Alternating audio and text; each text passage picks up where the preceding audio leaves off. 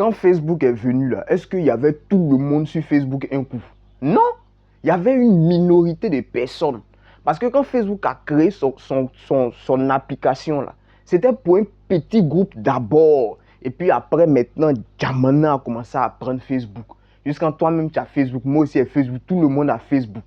Parce que ça s'est répandu comme une traînée de poudre. Mais au début, là, c'est que Facebook avait ciblé un petit groupe de personnes. C'était les étudiants avec qui ils étaient là-bas. Aujourd'hui, là, toi, tu as créé ton produit. Tu veux que ton produit, là, tout le monde n'a qu'à payer. Non, tout le monde ne peut pas payer ton produit. Ton produit, là, ce n'est pas sûr que ça intéresse tout le monde. Donc, tu dois te focaliser sur une minorité de personnes, un petit segment de marché. C'est eux qui ont fait que ton produit, là, tout le monde va payer. Donc, je vais t'expliquer ça à partir de la courbe de Moore. La courbe de Moore, là, c'est qu'ici, on voit, il y a les innovateurs. Après, il y a les premiers adeptes. Ensuite, il y a la majorité précoce. Et pour finir, il y a des retardataires. D'accord? Toi, ce qui t'intéresse pour que tes produits là se répandent comme une traînée de poudre, c'est les innovateurs et puis les premiers adeptes. Les innovateurs là, quand Facebook est venu là, ils n'avaient pas besoin de Facebook. Ils voulaient tout simplement être les premiers à avoir Facebook. Aujourd'hui, quand il y a un dernier iPhone qui sort là, il y en a là, ils veulent être les premiers à avoir. C'est pas parce qu'ils ont besoin de ça. Eux, ils veulent être premiers. Ça s'arrête là. Donc, c'est à ceux-là que tu dois présenter toi ton produit. Tu vois. Ensuite, les premiers adeptes. Les premiers adeptes là, quand Facebook est venu là, les innovateurs sont partis. Mais quand les premiers adeptes sont arrivés, eux, ils ont adopté Facebook. Ils ont compris que Facebook répond à un besoin. C'est qu'on peut se faire des amis dans le monde entier. Donc, eux, ils ont commencé à dormir sur Facebook.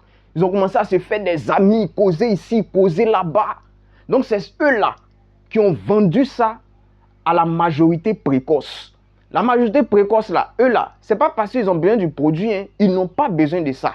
Mais quand ils voient qu'il y a beaucoup d'hommes qui utilisent le produit, ils se disent, tout le monde utilise, hein. Attends, moi aussi, j'ai utilisé. C'est là, eux aussi, ils ont commencé à aller sur Facebook. Peut-être même ça, à ce moment, toi-même, tu es parti. Après ça, il y a les retardataires. Les retardataires, là, c'est comme ton tonton ou bien ta tante qui écrit lettre actuellement, là. Elle écrit lettre pour envoyer à ton tonton ou bien ta tante qui est au Canada, en Belgique. Elle envoie ça par la poste. Donc, elle est dans l'ancienne méthode. Jusqu'à ce qu'on dise que, à faire d'envoyer les trucs par la poste, là, c'est compliqué. Hein. C'est là, maintenant, elle va le laisser tomber. Et puis, elle va commencer à se connecter maintenant sur Facebook pour chercher ses parents et puis causer à eux de façon instantanée. Est-ce que tu vois? Donc, ton produit que tu as créé là, il ne faut pas essayer de vendre ça à tout le monde. Il faut cibler ceux qui ont besoin de ça. C'est les innovateurs et les premiers adeptes. Ceux qui ont adopté ton produit et puis ceux qui sont chauds pour dire que hey, moi, je suis le premier à avoir utilisé. C'est comme ça que tu as commencé à vendre tes produits. Dans le marketing de réseau, c'est ce qu'on te demande. On ne te demande pas de partir chez tout le monde d'un coup. Voilà. Tu vas chez les personnes qui veulent entendre parler de toi. D'accord? À bientôt.